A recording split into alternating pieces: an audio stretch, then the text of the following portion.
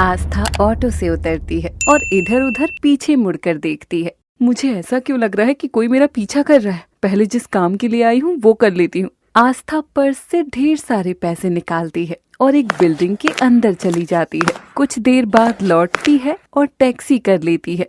चलो भैया, हर बार जहाँ छोड़ते हो वहीं चलो। आस्था कार के शीशे में देख माथे पर लाल बिंदी लगाती है और सिंदूर की चुटकी लेकर बहुत भारी मांग भर लेती है। बस बस, एक बार रोकना जरा। अरे फूल वाले भैया, एक थाली कितने की दिए? 50 की? ठीक है, दे दो। आस्था ने एक फूल वाली थाली ली और घर के बाहर आकर गाड़ी से उतर जाती है और झट से अपने पल्लू सिर पर रख लेती है। वो घर के अंदर जैसे ही घुसती है उसे आवाज आती है, बड़ी बहू, ए बड़ी बहू, कहाँ चली गई थी? मंदिर गई थी माँ जी, ईश्वर के चरणों के फूल लाई हूँ, अपने मंदिर में रखाती हूँ। रानू कहाँ है? नाच रही होगी इधर किधर।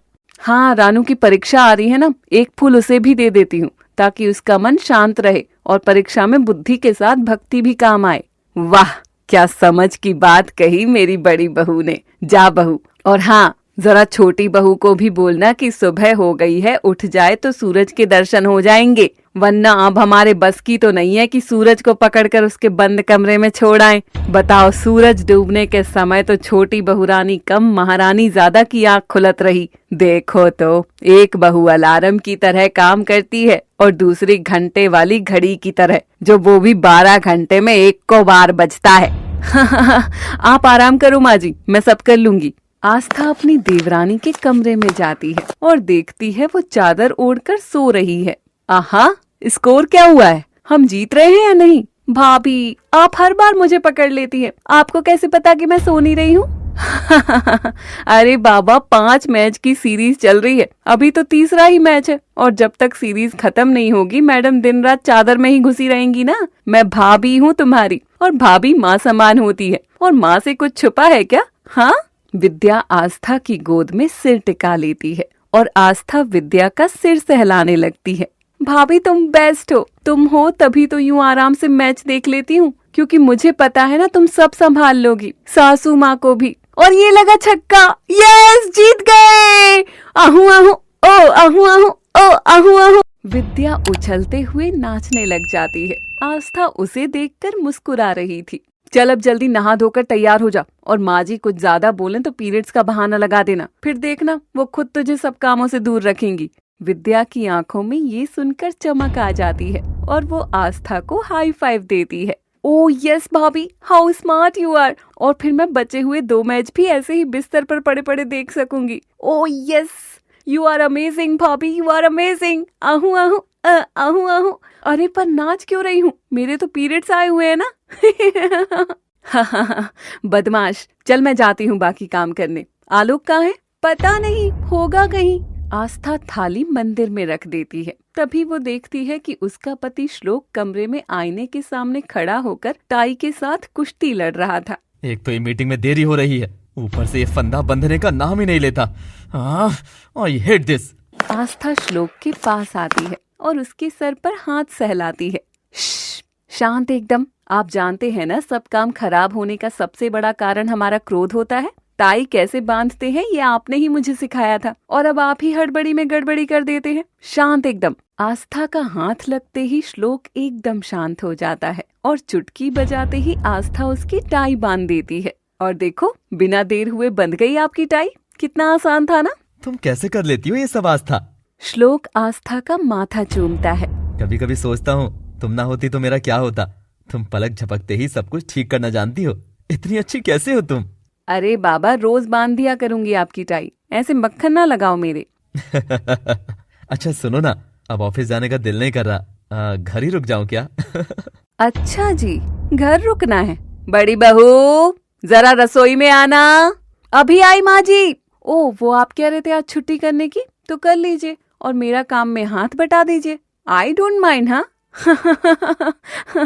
ना बाबा, मेरा ऑफिस ही भला, धंधे पर जाऊंगा तो कमा कर लाऊंगा। ये सब मेरे बस की बात कहाँ। तुम ही जाओ तुम्हारी माँ जी के पास। अच्छा, पर जाने से पहले कुछ मुंह मीठा तो करा दो। बस एक किस ना आस्था, प्लीज प्लीज प्लीज प्लीज। नहीं, पहले ऑफिस का काम, फिर प्यार। मुझे भी माँ जी बुला रही। और श्लोक हंसता हुआ चला जाता है। तभी आस्था की नजर खिड़की से बरामदे में बैठे उसके देवर आलोक पर पड़ती है। वो कुछ परेशान नजर आ रहा था। कुछ समझ नहीं आ रहा भाभी, शेयर रखे रखूं या सब कुछ निकाल लूं, समझ ही नहीं आ रहा है। मार्केट कुछ ऐसे क्रैश कर जाएगा इसका अंदाजा नहीं था मुझे। क्यों ना तुम ऐसे करो आलोक कि कुछ शेयर को रखे रखो और कुछ आईपीओ को खरीद लो। जिनका मार्केट अभी डाउन है उन आईपीओ को खरीदो ताकि वो सस्ते मिले। जब मार्केट उठेगा और आईपीओ खुलेंगे तो शेयर्स में जो घाटा हुआ है आईपीओ के प्रॉफिट से वो बैलेंस हो जाएगा और गॉड नोज की क्या कहानी में छप्पर ही फट जाए। आस्था अपने देवर का सिर सहलाती है। आलोक अपनी भाभी की सलाह पाकर बहुत खुश होता है। वाह भाभी, आपको तो ट्रेडिंग और शेयर मार्केट की भी नॉलेज है। आप तो इस पूरे परिवार की रक्षक हैं भाभी। थैंक्स यार, मैं इतना परेशान हो रहा था कि लॉस किसी से कह भी नहीं सकता था और आपने एक झटके में मेरी सारी दिक्कतें सुलझा दी।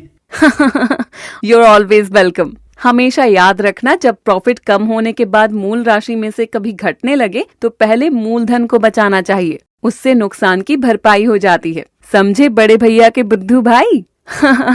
चलो मैं जाती हूँ, माँ जी बुला रही है। All the best. Aastha kitchen में पहुँचती है तो वो देखती है कि रजनी आग बबूला हुए खड़ी थी। माँ जी क्या हुआ? ये घर में हमले देकर 4 औरतें हैं, तू, मैं, रानू और छोटी बहू। तुझ पर मुझे पूरा विश्वास है। पर माँ जी आखिर हुआ क्या? रजनी की गर्मी गर्मी वाली आवाज रानू और विद्या के कमरे तक भी जा चुकी थी और वो दोनों दबे पांव बाहर आते हैं। ओहो, सासू माँ ने रोज की तरह वही टेलीकास्ट लगा दिया होगा। आखिर छोटी बहू क्यों नहीं करती है कोई काम? ले विद्या, तू तो गई। हाँ, आइडिया। माँ जी मुझे कुछ बोले उससे पहले ही जाकर भाभी का बताया आइडिया बोल देती हूँ। बेचारा सा मुंह लेकर जाऊंगी और कहूंगी माँ जी मुझे कल से पीरियड्स आ रहे हैं, वो भी भयंकर वाले। विद्या आगे बढ़कर मुंह खोलने ही वाली थी कि तभी रजनी बोल पड़ती है। अचार की बन्नी किसने छुई थी? किसका महीना चढ़ा हुआ है? बोला था कि जब महीना चढ़े रसोई और मंदिर से दूर रहना, लेकिन मेरी सुनता ही कौन है? रानू, विद्या, तुम दोनों में से कौन है जिसका महीना चढ़ रहा है? हाँ, मुंह खोल रही हो या नहीं? या लगाऊं गरम चिमटे की 2-2? विद्या जो हीरोइन बनकर मुंह खोलने वाली थी, उसने तो अपनी सास का कहर देखकर जुबान को ही ताला लगा लिया। बड़ी बहू, तू बता, तुझे तो पता होगा कौन आई थी दोनों में से रसोई में और मेरी रसोई अपवित्र कर दी। अरे मेरी तो उम्र हो गई, मेरा महीना तो चढ़ना बंद हो गया, तो मेरी आड़ में तो कोई खेलना मत। रही बात बड़ी बहू की, तो उस पर मैं आंख बंद करके विश्वास करती हूँ कि वो ऐसा गलत काम नहीं करेगी। गलती तुम दोनों में से किसी ने की है। आस्था विद्या की ओर देखती है। वो जानती थी कि विद्या की ऐसी कोई कहानी नहीं है। तभी वो अपनी ननद रानू की ओर देखती है। रानू की आंखों में आंसू थे। वो आंखों ही आंखों में आस्था से मदद की गुहार कर रही थी। भाभी बचा लो। तूने किया ये कांड? अरे पगली, तुझे पता है ना माँ जी के नियम कायदे? भाभी हाँ, पर एग्जाम प्रेशर में भूख ज्यादा लगती है और पीरियड्स में ध्यान ही नहीं रहा और अचार की बन्नी से अचार ले लिया, वो भी हाथ से। माँ को रोक लो वरना आज तो मेरी फांसी तय है इस हिटलर अम्मा के हाथ। क्या सोच रही हो दोनों? नहीं बोलोगी? नहीं बोलोगी ना? अरे कैसी हो दोनों? सीखती क्यों नहीं बड़ी बहू से रहने के तौर तरीके? वो माँ जी, वो मैं ही थी। मेरा ही महीना चढ़ा है। मैंने ही अचार की बन्नी छुई थी, ध्यान नहीं रहा। माफ करना। आस्था के मुंह से ऐसी बात निकली कि रजनी को अंदाजा भी नहीं था। वो आस्था की गलती पाकर हिल जाती है। नहीं बड़ी बहू, तुम गलती नहीं कर सकती। माँ जी, वो मेरी ही गलती थी, माफ कर दो।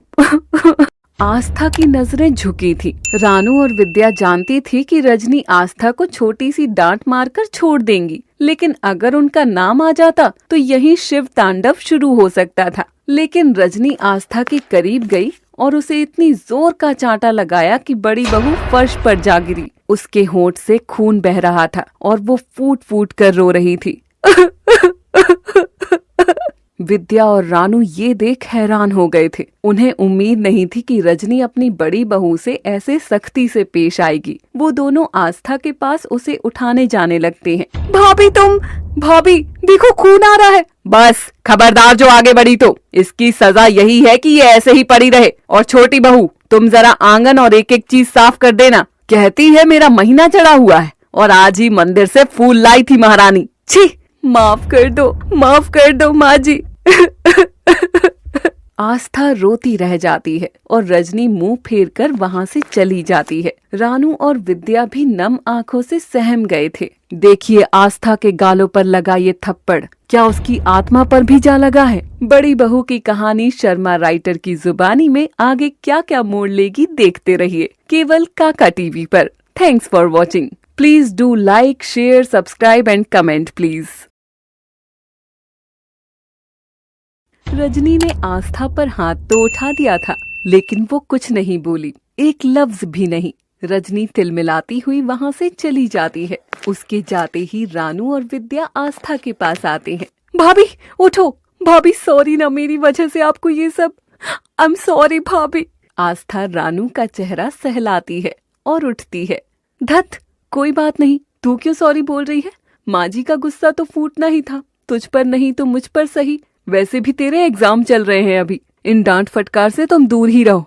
किस माटी की बनी हो आप भाभी? वो औरत आपको दुनिया भर का सुना गई, हाथ उठा दिया आप पर, और आप हैं कि अभी भी शांत है? अरे कभी तो खुद के लिए स्टैंड लो यार भाभी। वो सास है तो क्या हिटलरपन दिखाती घूमेंगी क्या जब देखो?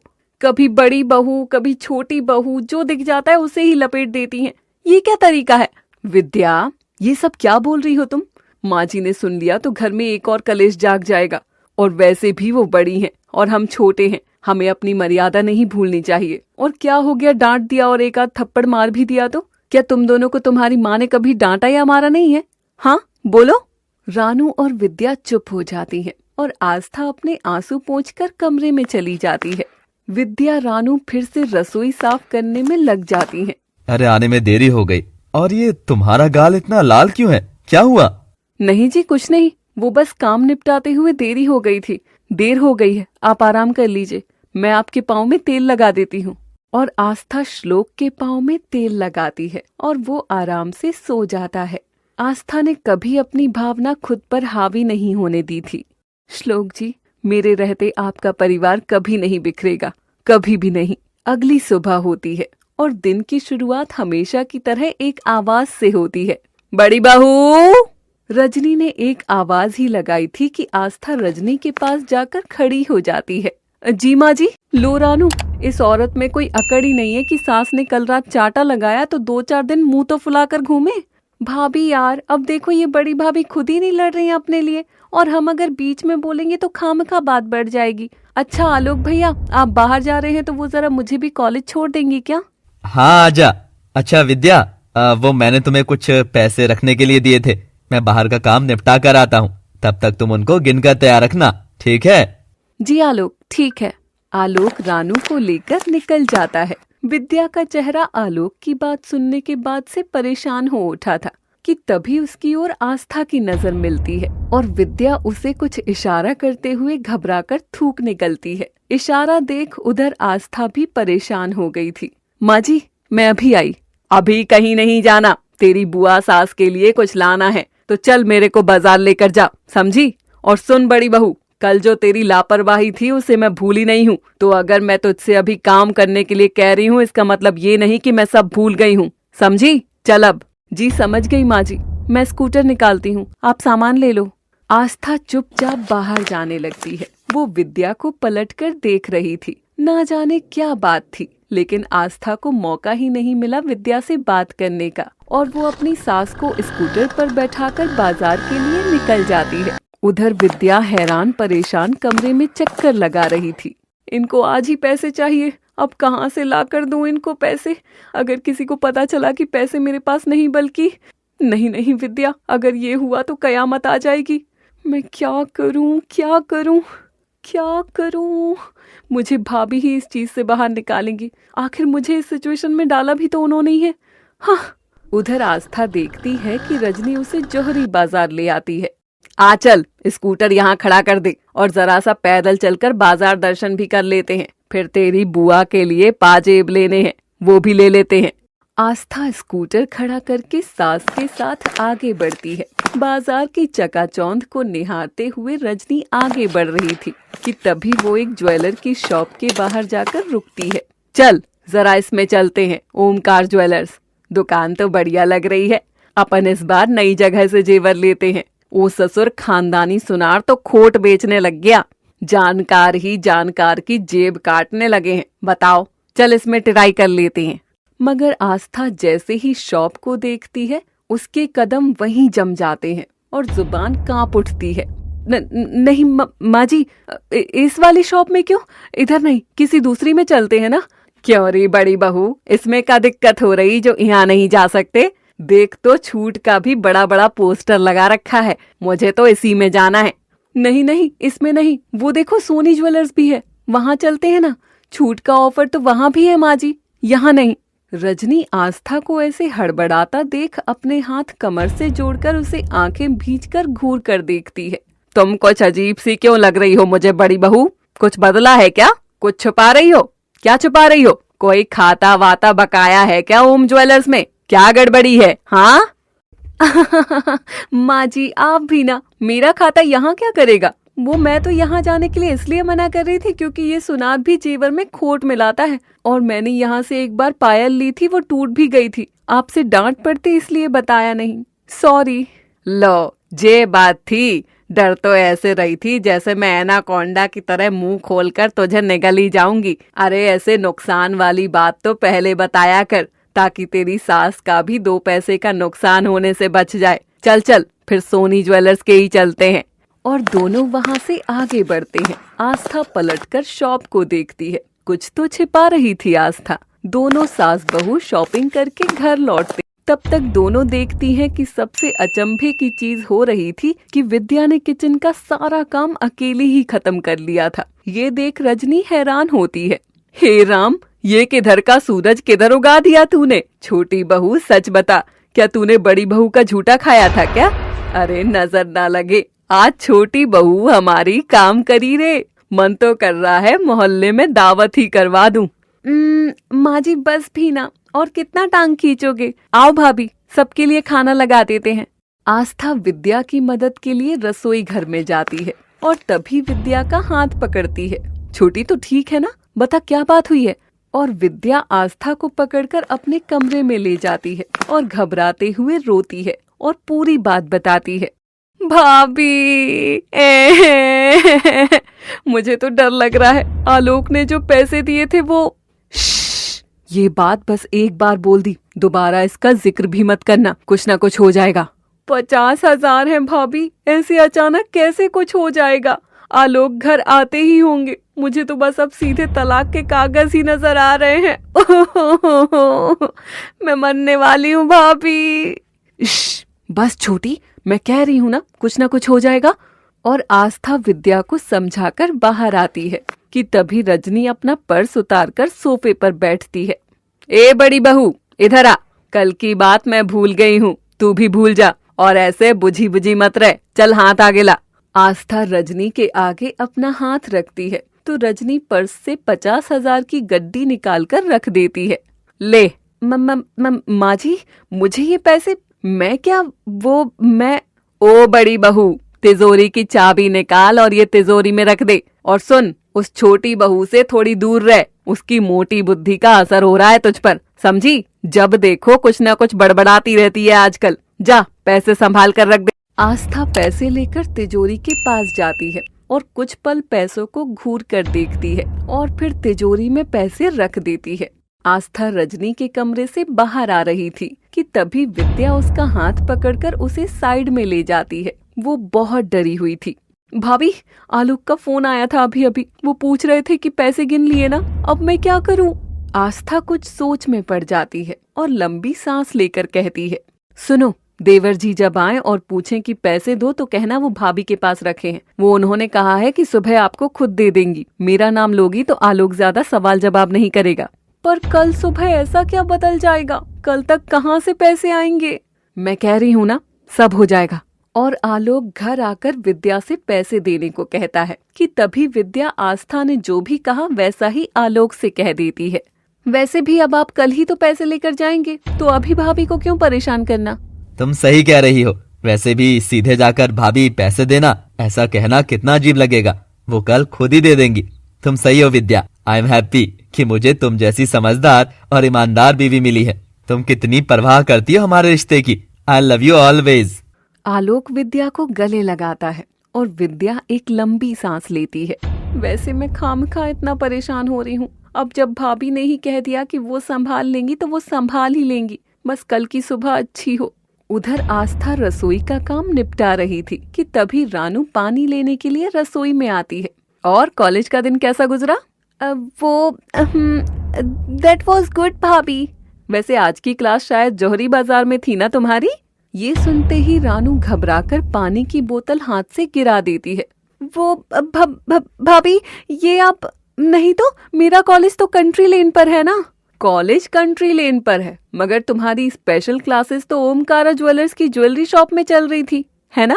जैसे ही रजनी ओमकारा शॉप के भीतर जाने की बात कहती है, तभी आस्था की नजर दुकान के भीतर खड़े एक कपल पर पड़ती है, जो लड़का लड़की को बाहों में भरकर उसके गले में चेन पहनाते हुए उसकी गर्दन को चूम रहा था। और जैसे ही आस्था उस लड़की का चेहरा देखती है, वो हिल जाती है, क्योंकि वो लड़की और कोई नहीं, उसकी ननद रानू ही थी, जो कॉलेज का बहाना करके इस शॉप में अपने बॉयफ्रेंड के साथ रोमांस चला रही थी। ये देख आस्था को सारा ड्रामा करना पड़ा। याद आया कुछ? तुमको अंदाजा भी है कि माँ जी उसी शॉप में घुसने वाली थी? क्या भाभी? आपने बचा लिया भाभी। बचाना पड़ा। अगर तुम्हारे पेपर न चल रहे होते तो मैं खुद तुम्हारे कान खींचने आती, मगर अभी पढ़ाई जरूरी है और माँ जी का गुस्सा तो बस फिर, इसलिए उस समय तो मैंने सिचुएशन हैंडल कर ली, लेकिन आगे ध्यान रखना, समझी? रानू अपनी भाभी के सीने से लगकर रोने लगती है। धत, रोने की क्या बात है इसमें? वैसे लड़का स्मार्ट तो था। भाभी आप भी ना। दोनों हंसते हुए पलटते हैं तो पीछे रजनी खड़ी खड़ी सब बातें सुन रही थी। ओ, तो ये बात थी बड़ी बहू। अब देखिए क्या बड़ी बहू बचा पाएगी अपनी ननद और देवरानी को, और बड़ी बहू आखिर कौन से ऐसे गहरे राज छुपा रही है। जानने के लिए देखते रहिए काका टीवी का ड्रामा शो बड़ी बहू, एकदम मजेदार एंगल के साथ। Thanks for watching. Please do like, share, subscribe and comment. Ranu और आस्था दोनों ननद भाभी खीखी करते हुए गर्ल्स टॉक कर रहे थे कि तभी वो दोनों पलटते हैं तो पीछे रजनी को खड़ा देखकर घबरा जाते हैं। अच्छा, तो ये बात है? मॉम, वो ऐसा नहीं है, हम लोग तो बस मजाक कर रहे थे। अरे ओ धनिया, जरा टीवी पर शोले तो लगा, मैं जरा बसंती की तरह कमर ही मटका लूं। रजनी की ऐसी बात सुनकर आस्था और रानू एक दूसरे की ओर देखते हुए हंसते हैं। ओह नो, मैं तो भूल ही गई थी कि मॉम को रात में कभी भी नींद का दौरा पड़ जाता है। बच गए भाभी। हाँ, बच तो गए, मगर भाभी की बच्ची अपनी माँ से तो बच गई, लेकिन मुझे दोबारा पब्लिक प्लेस पर चलो इश्क लड़ाई खेलती हुई नजर आई ना तो वहीं आकर कान खींचूंगी, समझी? अरे प्यार करो, मगर चोरी चोरी चुपके चुपके। हाँ भाभी। अरे ओ पुष्पा, जरा इस रजनी को रजनीगंधा तो खिला दे। भाभी यार, अभी पास में फोन होता तो माँ का वीडियो निकाल लेती। चल जा, सोने चली जा, वरना माँ जी नींद में रजनीगंधा से खैनी गुटका मांगने पर भी उतारू ना हो जाए कहीं। चलो मैं इनको सुलाने जाती हूँ। और आस्था रजनी को कमरे में सुलाने जाती है, तभी वो रजनी की कमर पर तिजोरी का गुच्छा लटका देखती है। लो, माँ जी इसे तक उतार कर नहीं सोती। चाबियां इधर उधर चुप गईं तो और पंगा हो जाना है, मैं ही साइड में रख देती हूँ। आस्था रजनी को सुलाते हुए उसकी कमर से चाबी निकालते हुए पलटने लगती है कि तभी उसकी नजर तिजोरी पर पड़ती है और आस्था के कदम वहीं रुक जाते हैं। आस्था के होंठ सूखने लगे थे, दिल की धड़कन बढ़ रही थी, माथे से पसीना छूट चला था। अगली सुबह होती है, घर में सुबह की चहल पहल लग रही थी। पैसे मैं खुद देवर जी को दे के आती हूँ, वरना आलोक विद्या को कहीं डांट ना दे। अब वो नादान है, ये चीज मैं समझती हूँ ना, आलोक समझेगा नहीं। हाँ, मैं ही जाती हूँ। आस्था अलमारी से पैसे निकालती है और कमरे से बाहर जाने लगती है। उधर आलोक भी विद्या से कहता है, विद्या मैं तैयार होने जा रहा हूँ, तब तक तुम पैसे टेबल पर रख देना, मुझे भाभी से मांगते हुए अजीब लगेगा। ठीक है, मैं अभी देती हूँ पैसे।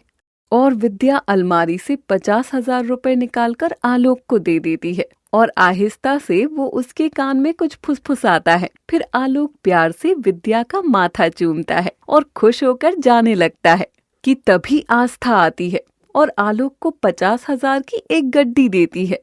सॉरी देवर जी, वो मुझे कल आपको देना याद नहीं रहा। वो विद्या ने तो कहा था, लेकिन मैं ही भूल गई थी।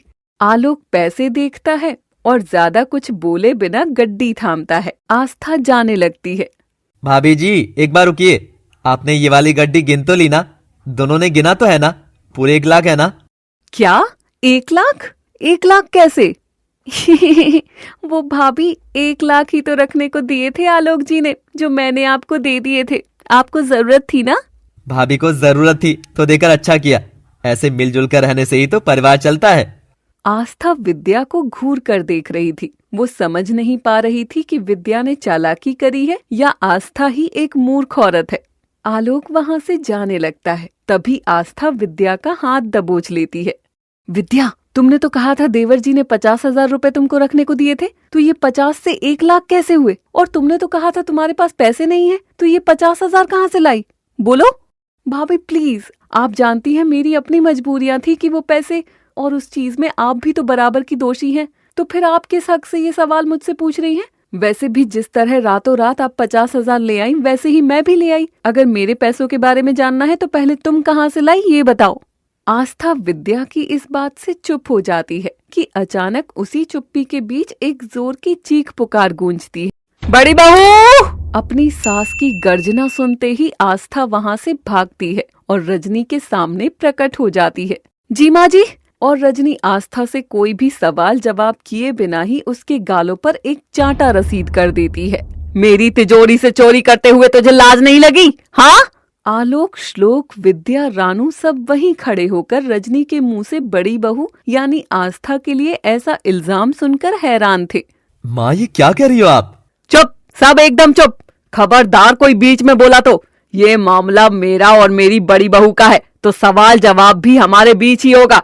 और अगर किसी को बीच में चौधरी बनना है तो ठीक है, वो भी आगे आ जाए, फिर उसी से असल सवाल जवाब होंगे। रजनी की धमकी सुनते ही सबकी नजर नीचे और कदम पीछे हो जाते हैं। मुंह में दही जमा लिया है क्या? बोल, तेरी इतनी हिम्मत हो गई क्या कि तू मेरे कमरे से पैसे चुराए? बोल आस्था, बोल। वहाँ पैसे रखने का काम मैंने तुझे ही दिया था, एक जिम्मेदारी दी थी, और रातों रात तूने मेरी तिजोरी तो लूटी ही लूटी, मेरा विश्वास भी लूट लिया। बोल बड़ी बहू, बोल। आस्था सहम गई थी। वो बोलना तो चाह रही थी, मगर उसकी जुबान चिपक रही थी।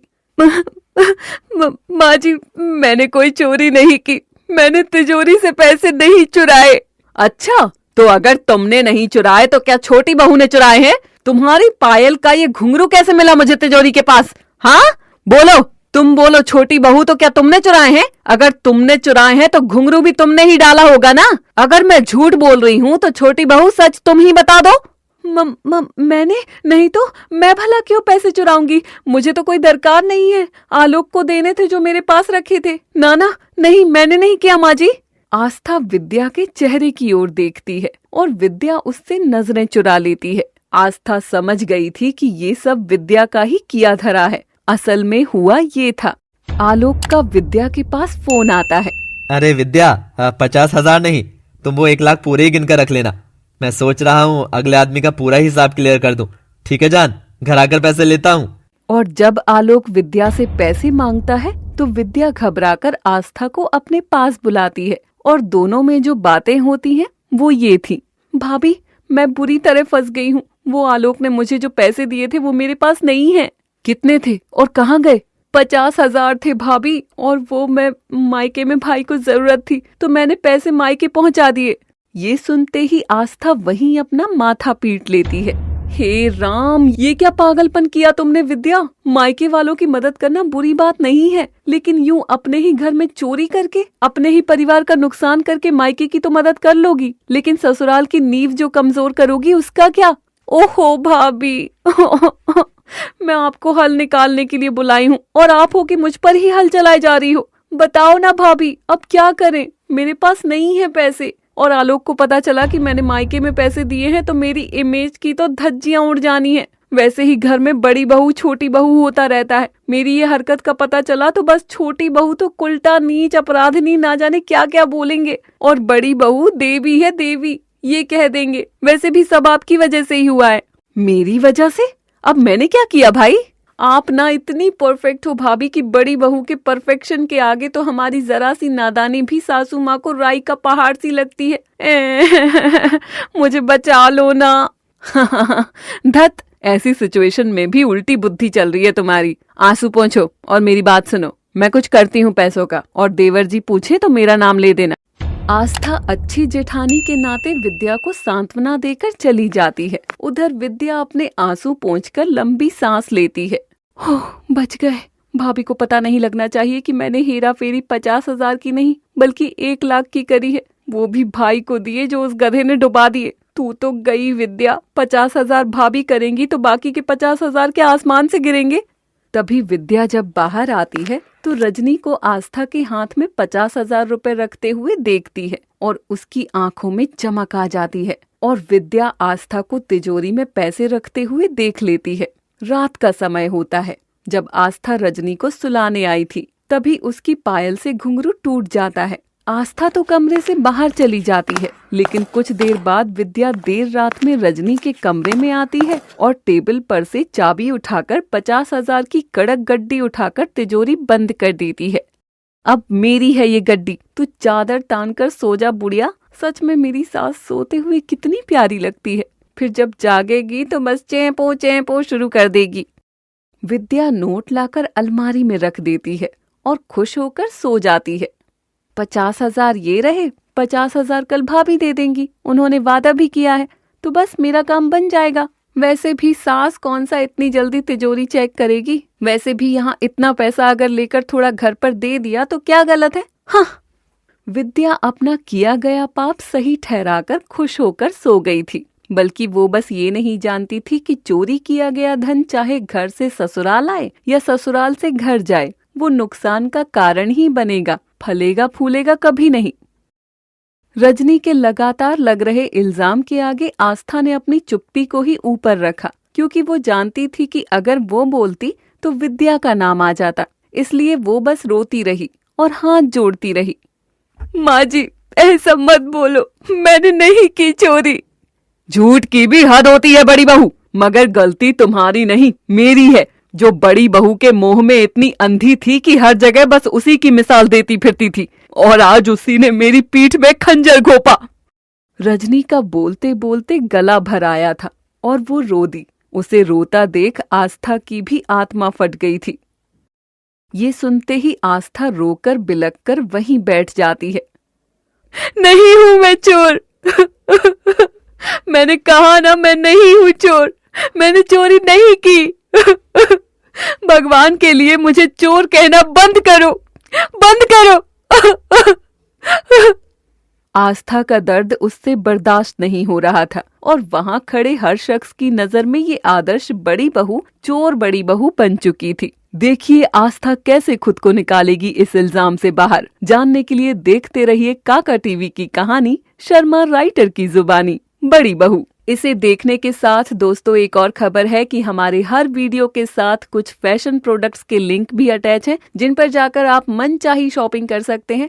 अरे खरीदना बाद में, पहले देखो तो सही बॉस, देखने का पैसा थोड़ी लगेगा। तो जाइए, क्लिक करिए और देखिए फैशन का दमदार कलेक्शन। लिंक डिस्क्रिप्शन में है। Thanks for watching. Please do like, share, comment, subscribe and do promote us also. माँ जाने दो ना, ये मेरे पास 50,000 रुपए हैं, आप ये रख लो तिजोरी में, और इस बात को यहीं जाने दो। आस्था तुम भी रोना बंद करो, घर परिवार में ऐसी बातें हो जाती हैं। मैं जानता हूँ तुमने ये किया होगा तो किसी न किसी वजह से किया होगा। उठो अंदर चलो। श्लोक अपनी माँ के हाथ 50,000 रखकर आस्था को उठाकर अंदर ले जाता है और उसे चुप कराता है। विद्या आलोक के पास जाती है। वो आस्था को ऐसे देख शॉक्ड था। मैं भाभी की इस हरकत से हिल गया जान। बताओ, अगर घर की बड़ी बहू ही ऐसे करने लगी है तो माँ ने किस लिए उनको इस घर की जिम्मेदारी सौंप रखी है? आखिर तुम्हें क्या कमी है जो वो हर जगह बस बड़ी बहू को ही पुकारती हैं? जी आप नाराज मत हो, भाभी को शायद पैसों की जरूरत होगी, इसलिए उन्होंने ऐसा किया होगा। और रही बात घर में अहमियत की, तो इसमें बुरा क्या है? इस घर पर हमेशा बड़ी बहू का ही राज चला है और आगे भी चलता रहेगा। अब एक घटना से चीजें थोड़ी बदल जाएंगी। जरूरत थी तो मांग लेती ना, ये चोरी करने की क्या जरूरत है? लेकिन नहीं, इस घर में देखना अब भी चलेगी तो सिर्फ बड़ी बहू की ही। मैं ना सच में तंग आ गया हूँ इस परंपरा, प्रतिष्ठा, अनुशासन वाली बकैती से। अरे बाबा तुम देखो, उनके पीठ पीछे भी देखो कैसी उनकी तरफदारी कर रही हो। रिश्तों को बचाए रखना, जोड़े रखना तो भाभी को तुमसे सीखना चाहिए। जो जिस प्लेट में खा रही है उसी में छेद करना शुरू कर दी है। हाँ, जा रहा हूँ, बाय। विद्या के कर्मकांड सब पर बड़ी बहू की अच्छाई का पर्दा गिरा चुके थे और वो तो सबकी नजर में अच्छी बन गई थी। उधर रजनी ने अपने बेटे बहू की बात सुन ली थी और वो कुछ फैसला करती है। मैं जानती हूँ मुझे क्या करना है, बस शाम तक सब इंतजार करना। विद्या अपने कमरे में जाकर बिस्तर पर लेटकर लंबी सांस लेती है। देखो, आज के ड्रामे का दुख तो मुझे भी है। आस्था भाभी तो बेचारी खामखा फंस गई। अरे इतना बड़ा तमाशा तो मैं नहीं चाहती थी, लेकिन इसे खत्म करना भी मेरे बस में कहाँ ही था, इसलिए हम भी तमाशबीन बन गए। पर भाभी को मैं सॉरी और थैंक यू कुछ भी नहीं कह पाई। खैर कल कह दूंगी और कल तक सब भूल भी जाएंगे, भाभी भी। उधर आस्था श्लोक के सीने से लगकर फबक फबक कर रोए जा रही थी। मैं नहीं हूँ चोर, श्लोक मैं नहीं हूँ चोर। श्लोक उसे सहला रहा था। अब जो हुआ सो हुआ, कोई बात नहीं आस्था, लेकिन आगे से तुमको जितना भी पैसा चाहिए ना, तुम सबसे पहले मुझसे मांगोगी। क्या इतना भी हक नहीं है मुझ पर तुम्हारा? सब भूल जाओ। तभी दरवाजे पर खटखट होती है और श्लोक देखता है कि रजनी हाथ में छड़ी लेकर दरवाजे पर खड़ी है। सुनो, दोनों बाहर आओ, मुझे कुछ बात करनी है। श्लोक आस्था को लेकर बाहर आता है। छोटी बहू, ओ छोटी बहू, बाहर आना बिटिया। आज तक इस घर में इतनी प्यार से विद्या को कभी आवाज नहीं लगाई गई थी। शायद उसके अच्छे दिन आ चले थे। आस्था ने जो किया उसकी सजा बस एक थप्पड़ नहीं है, और असली में थप्पड़ तो आस्था ने मेरे विश्वास पर मारा है। तो अगर जब विश्वास पर ही चोट लगी है तो रिश्ता तो छूटेगा। तो बड़ी बहू, तुम्हारी सबसे पहली सजा है कि तुम जब तक हमारा विश्वास फिर से नहीं जीत लेती हो, हम सबसे अलग बैठकर खाना खाओगी। क्यों बड़ी बहू, समझ आई ना? आस्था रोते हुए अपनी सास की ओर देखती है। उसकी आंखों से इस निर्दयता के बदले दया की भीख बह रही थी। इतना ही नहीं, तुमको रसोई में जाकर हम में से किसी के लिए भी कुछ बनाने की कोई दरकार नहीं है। चोरों के पांव इस घर की रसोई में ना कभी पड़े थे, ना ही कभी पड़ेंगे, समझी? श्लोक, रानू, विद्या सब नजर झुकाए रजनी के सब फैसले सुन रहे थे। और अभी तो आगे देखिए, क्योंकि इस बार रजनी ने बड़ी बहू के सामने अपना हाथ फैलाया और गरज कर उससे कहा, घर की और तिजोरी की चाबियां लाओ बड़ी बहू। आज से मैं तुमको सब जिम्मेदारियों से छुट्टी देती हूँ। जाओ तुम अब ऐश करो। आस्था कांपते हाथों के साथ अपने कमर पर बंधा चाबियों का गुच्छा अपनी सास के हाथ में रखती है और रजनी उसे झपटकर वो चाबियां सीधे विद्या के हाथ में ले जाकर रख देती है। लो छोटी बहू, आज से मेरी जिम्मेदार और घर संभालने वाली बहू तुम रहोगी। सब कुछ मैं तुम्हारे हवाले कर दी हूँ। उम्मीद है कि तुम मेरे विश्वास पर कभी चोट नहीं करोगी।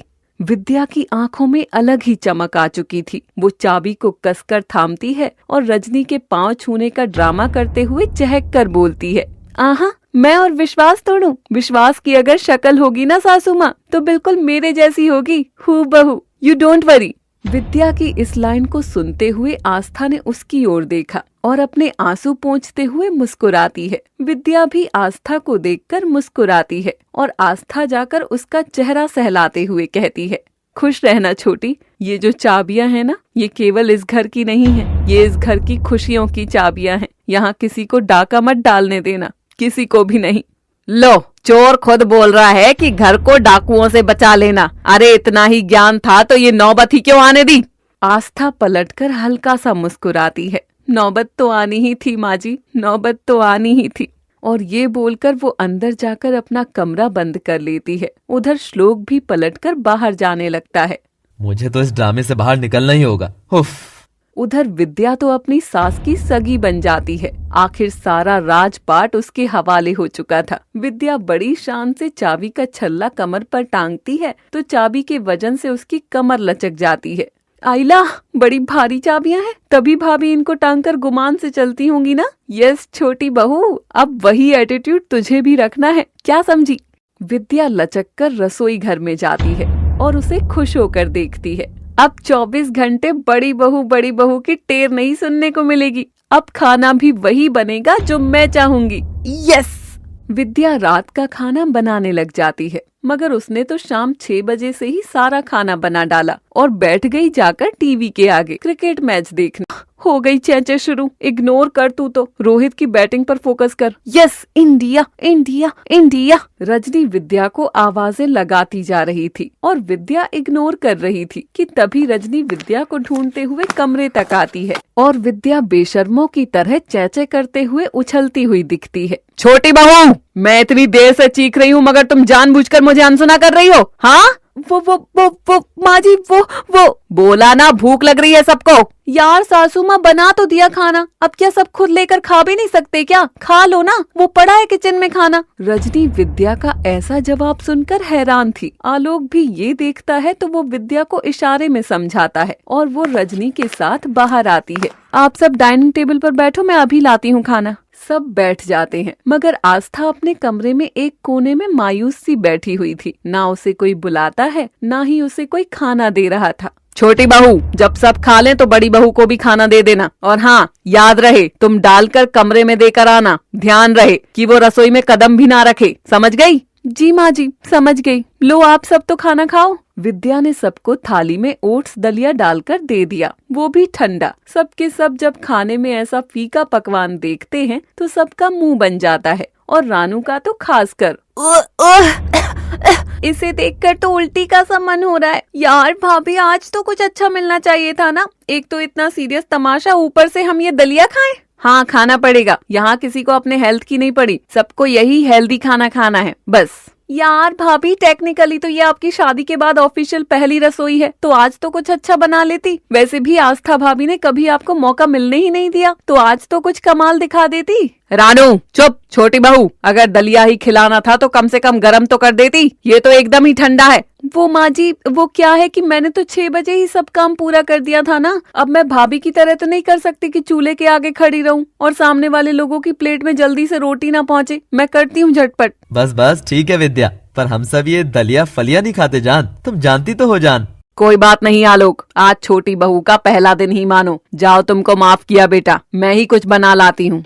छोटी बहू, जाओ तुम बड़ी बहू को ये दलिया दे आओ। जो हरकत उसने करी है उसे यही खाना चाहिए, तभी वो समझेगी कि उसने क्या खोया है। विद्या आस्था के कमरे का दरवाजा खोलती है और प्लेट अंदर खिसका देती है। आस्था देखती है कि ठंडा दलिया उसे खाने में दिया गया है, लेकिन वो मुस्कुराकर प्लेट उठाती है। वाह छोटी, तुमने बनाया, मैं जरूर खाऊंगी। आस्था के चेहरे पर विद्या को देखकर अब भी खुशी ही थी, मगर विद्या उससे नजर नहीं मिला पा रही थी। वो नजर चुराकर चली जाती है और आस्था चुपचाप वो खाते हुए 2 आंसू बहा देती है। उधर सबने रजनी का बनाया डिनर किया और श्लोक जब अपने कमरे में जाने लगा तो रजनी ने उसे रोक दिया। श्लोक, आज तू मेरे साथ सोएगा, बड़ी बहू को अकेला रहने दे और सोचने दे उसे कि उसने कितनी बड़ी गलती करी है। आस्था बेचारी कोने में बैठी रोती है और विद्या बिस्तर पर लेटी हुई तिजोरी की चाबी के गुच्छे को सीने से लगाकर मुस्कुराते हुए सो जाती है। देर रात का समय होता है। आस्था के कमरे का दरवाजा खुलता है। बाल बिखरे, चेहरे का काजल फैला, हाथ में एक पेपर पकड़े हुए वो घर के अंदर चक्कर लगाने लगती है। पहले वो सोते हुए विद्या आलोक को देखती है जो आराम से सो रहे थे। फिर वो रजनी और श्लोक को देखती है, वो भी सो रहे थे। और फिर वो रानू को भी सोता देखकर मुस्कुरा देती है। आस्था घर में रखी हर चीज को छूकर उस एहसास को जी रही थी। कल तक मुझे घर का कोना कोना जिंदा लगता था, लेकिन अब मैं खुद ही जिंदा नहीं लग रही हूँ। सुबह के 6 ही बजे थे। 9 बजे उठने वाली विद्या के कान में जोर से आवाज आई, छोटी बहू! और विद्या हड़बड़ाकर उठते हुए बेड से नीचे गिरती है। हाँ, कौन है? कौन है? अरे बुढ़िया, चीख चीख कर ही मर जानी है एक दिन तू। तुम्हारी माँ है कि लाउड स्पीकर फटती घूमती है। और विद्या नहा धोकर आधी कच्ची नींद में ही रजनी के सामने खड़ी हो गई। छोटी बहू, नाश्ता बना देना, आलोक का पोहा। मैं भी पोहा लूंगी, मगर मेरा सादा वाला बनाना भाभी। हाँ, और श्लोक को चीला बना देना। और मैं तो आज सादा कुछ खाने का सोच रही हूँ, तो मेरे लिए उपमा बना देना। विद्या तो सबकी ऐसी फरमाइश सुनकर चकरा जाती है। हैं? सब अलग अलग? अरे एक ही चीज बनवा लो ना माँ जी, नाश्ता है, नाश्ते की तरह खाओ ना। और सच बताओ, मुझे ये सब खाना आता है, बनाना नहीं। रजनी विद्या को घूरती है और वो डरते हुए रसोई में घुस जाती है। बनाती हूँ, यूट्यूब से देखकर सब बनाती हूँ। इतना क्या घूरती हो यार? जब तक आस्था भाभी थी घर मशीन की तरह चलता था, और कैसे चलता था मुझे एहसास भी नहीं होने दिया उन्होंने कभी। भाभी यार, अकेले सब कुछ कैसे ही मैनेज कर लेती थी आप। अब तक तो बड़ी बहू को गलती का एहसास हो गया होगा, जाकर एक बार मिलाती हूँ। और रजनी आस्था का दरवाजा खोलती है तो वो देखती है कि कमरे में आस्था नहीं थी और बिस्तर पर लाल कपड़ा बिछा था जिस पर आस्था के सारे जेवर रखे हुए थे। रजनी ये देख घबरा जाती है। बड़ी बहू! अब देखिए क्या आस्था ने फैसला कर लिया अपने सम्मान के लिए घर छोड़ने का, या बड़ी बहू लौटेगी बदले के इरादे से। जानने के लिए देखते रहिए काका टीवी की कहानी बड़ी बहू। Keep watching. Please do like, share, comment, subscribe and please support our fashion store. Please check the link below. Thanks. बड़ी बहू! लो, फिर से टेर शुरू हो गई। रजनी की चीख आते ही घर में आस्था को लेकर अफरा तफरी मच जाती है। श्लोक, बड़ी बहू किधर गई? माँ पता नहीं, फोन भी नहीं लग रहा। आखिर गई तो गई कहाँ? मायके तो नहीं चली गई? मैं पता करता हूँ। आलोक के पास तभी एक फोन आता है और वो परेशान सा विद्या के पास जाता है। ये तमाशा तो चलता रहेगा जान। मेरी एक हेल्प करो ना। मुझे आईपीओ खरीदना है। बताओ कौन सा लूँ? तुम होशियार हो ना। है आईपीओ? अब ये क्या है? आलोक, मुझे बस आईपीएल पता है। देख घुमा के। आलोक विद्या की बात सुन माथा पीट लेता है। गोल्डन मौका था, लास्ट 5 मिनट का। अगर आज आस्था भाभी होती तो ऐसी सलाह देती कि लॉटरी लग जाती। हाँ आलोक, भाभी को अपनी जिम्मेदारी छोड़े पूरे 24 घंटे भी नहीं हुए हैं और देखो पूरा घर उथल पुथल हो गया है। आखिर इतना सब वो अकेले कैसे संभाल लेती थी? क्या खुसफुसा रहे हो? भाभी की याद आ गई ना? पता है मुझे भी। वो कल के पेपर के लिए आज मुझे इकोनॉमिक्स पढ़ाने वाली थी और बस हो गई अब मैं पास भगवान भरोसे। तो तीनों माथा पीट लेते हैं। उधर फोन काट कर श्लोक आता है। एक गुड न्यूज है कि आस्था मायके नहीं गई है, मगर बैड न्यूज भी है कि अगर मायके नहीं गई तो आखिर गई कहाँ है? हमें उसे ढूंढना चाहिए। और रजनी, रानू, श्लोक, विद्या सब घर के बाहर जाकर शहर के कोने कोने में आस्था को ढूंढने लगते हैं। सबकी सांसें फूल गई थी, शरीर पसीना पसीना हो गया था, पांव थक गए थे, बदन टूटने लगा और साथ में आस्था के ना मिलने की उम्मीद भी। सब मायूस होकर घर लौटने लगे। मेरा दिल बैठा जा रहा है माँ, कहीं आस्था मुझे छोड़कर शहर से तो नहीं चली गई। और सब श्लोक को संभालते हुए थके हारे घर में घुसते हैं तो देखते हैं आस्था रसोई के बाहर पंखे के सामने कुर्सी डालकर पाँव पे पाँव रखकर मस्त हवा खा रही थी। उसके हाथ में जूस का गिलास था और वो खुश होकर जूस का गिलास गटक रही थी। ये देख सब हैरान थे। आस्था के चेहरे पर कोई गम नहीं था। श्लोक उसे इतना आराम से बैठा देख बौखला जाता है। पागल वागल हो क्या? घर से बाहर जाना ही था तो बता तो देती। पता है हम कितना परेशान हो गए थे, सब कितना थक गए हैं। देखो सबका चेहरा, कितनी तेज धूप है बाहर और तुम यहाँ जूस पी रही हो। हाँ? आस्था बिना कुछ बोले एक सांस में सारा जूस गटक कर जोर से डकार लेती है। श्लोक आगे कदम बढ़ाता है तो आस्था गिलास जमीन पर फेंक कर तोड़ देती है। बस बहुत हुआ, आगे नहीं बढ़ना कोई भी। क्या हुआ? सब मुझे देखकर ऐसे चौंक क्यों गए? क्या हुआ माँ जी? क्या मैं आराम से बैठकर एक गिलास जूस भी नहीं पी सकती? हाँ? और श्लोक, तुम 2 घंटे मुझे ढूंढकर इस धूप से थक गए, लेकिन बरसों से इसी धूप में जाकर दुकान दुकान से लड़कर पैसा बचाकर मैं राशन लाती हूँ, उसका क्या? आस्था जो लौट कर आई थी वो पहले वाली बड़ी बहू नहीं थी। उसे अपने लिए अब बोलना आ गया था। श्लोक उसे यूं देख सकपक आ जाता है। अरे मेरी ओर देखो ना, अब जमीन को क्या देख रहे हो सब के सब? भाभी आप ठीक हो? I am so happy. आप प्लीज नॉर्मल हो जाओ ना। यू नो ना, कोई आपको माने ना माने पर मैं बहुत मानती हूँ। कोई आपको प्यार करे ना करे मैं बहुत करती हूँ। अरे जा यार रानू, तुम भी ऐसी, तुम्हारा ये परिवार भी ऐसा खोखला, सिर्फ खोखला। और अगर तुम मुझे इतना ही मानती थी तो तब तुम्हारे अंदर का प्यार कहाँ गया था? जब तुम्हारी गलती की सजा माँ मुझे दे रही थी तब आगे क्यों नहीं आई? हाँ, एक बार मेरे लिए माँ जी को रोकती तो सही, पर तुमने भी मुझे जलील करके खुद को बचाना बेहतर माना ना। आखिर में सब खुद को ऊपर ही रख रहे हैं तो मैं एक गिलास जूस तक ना पीऊं चैन से? बस तुम सबको ही भरती रहूं हमेशा? हाँ बोलो, अरे बोलो ना यार, वैसे तो बहुत बोलते हो। आस्था खड़ी होकर सबके आगे चक्कर लगा रही थी, मगर आस्था आज डरी हुई नहीं थी, डरे हुए बाकी सब थे। देवर जी, मेरी भाभी मेरी बेस्ट फ्रेंड, यही कहते थे ना? भाभी, मैंने हमेशा आपको सबसे अच्छा दोस्त माना था।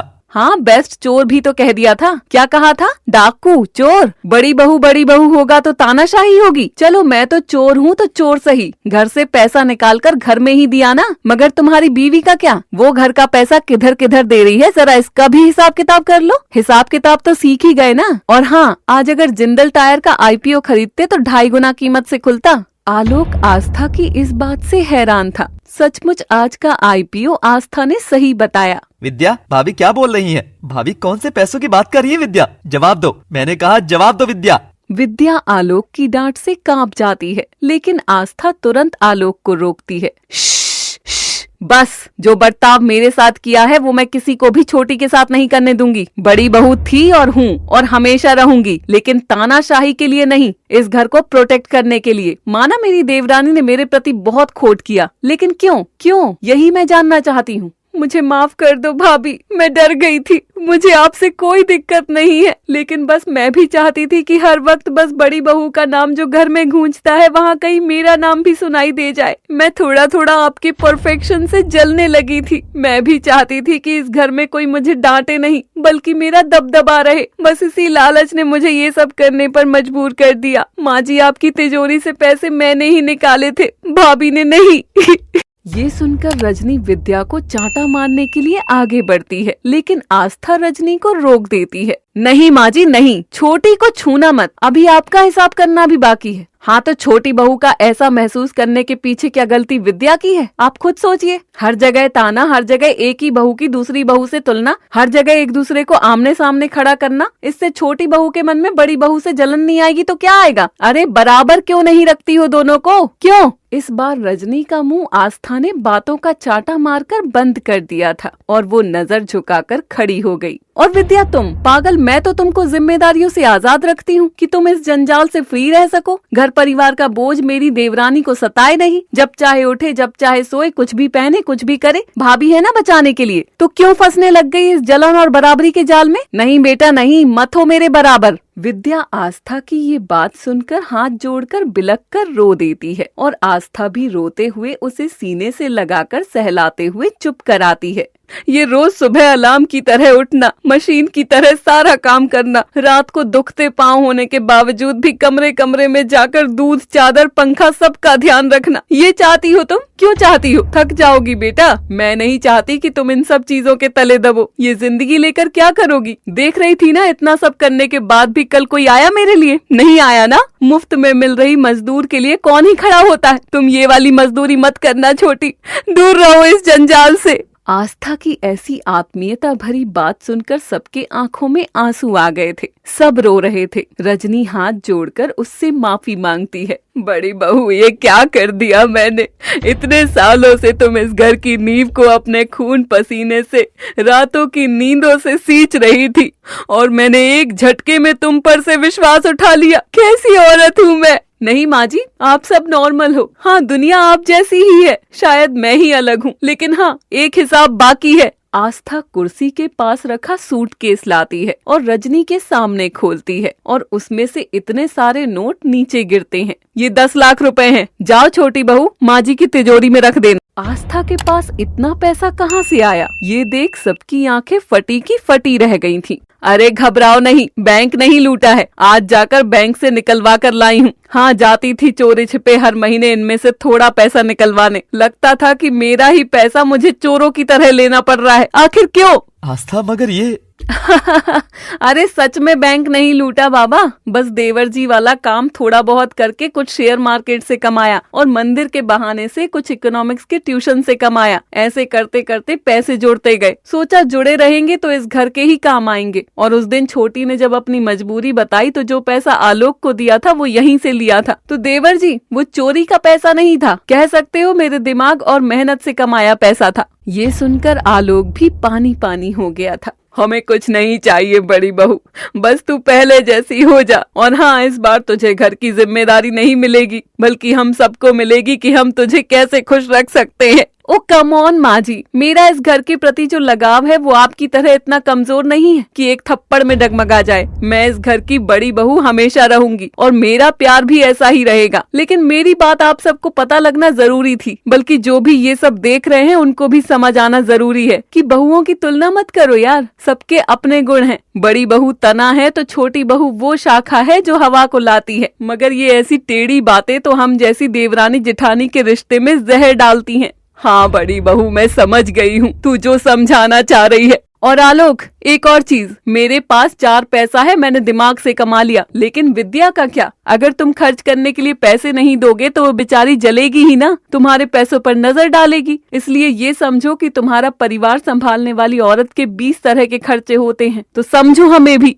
विद्या आस्था की बात सुनकर खुश होती है। और विद्या, तुम मायके को भरने से पहले ससुराल में हो रहे नुकसान की परवाह करो। अब ये तुम्हारा घर है, चोरी करोगी तो अपनी ही तिजोरी से करोगी। आज वहाँ दे दोगी, कल को तुम्हें चाहिए होगा तो यहाँ पर नहीं होगा, समझ गई? जी भाभी। और श्लोक, तुम प्यार करता हूँ कहने से प्यार नहीं होता। मेरी इज्जत तुम्हारी भी इज्जत होनी चाहिए। बीवी पर चोरी का इल्जाम लगा और तुम मान गए। मान कैसे गए? क्या इतना नहीं जानते? सबकी तरह तुम भी चुप थे। दुखा श्लोक, भीतर दुखा मुझे। श्लोक भी आस्था से माफी मांगकर रोता हुआ उसे गले लगाता है। आज से मैं रिटायर हो रही हूँ, मगर घर संभालने के बदले सैलरी चाहिए। इतने काम संवारती हूँ और हाथ में कुछ नहीं रखते। हाँ बाबा, तुम्हारी मेहनत के बदले हर महीने मैं तुमको पैसे दूंगा, क्योंकि मेरी बीवी चोर नहीं बचतखोर है। बड़ी बहू।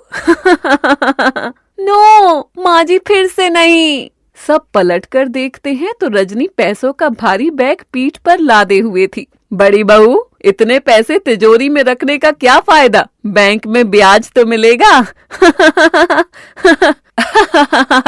और बड़ी बहू की समझ से परिवार भी नहीं बिखरा और सबको सबक मिल गया। पर दोस्तों, हमारी इस कहानी से आप क्या सीखे? कमेंट में जरूर बताइएगा। देखते रहिए काका टीवी की सभी कहानियाँ। Keep watching. Please do like, share, comment, subscribe and please support our fashion store. Please check the link below. Thanks.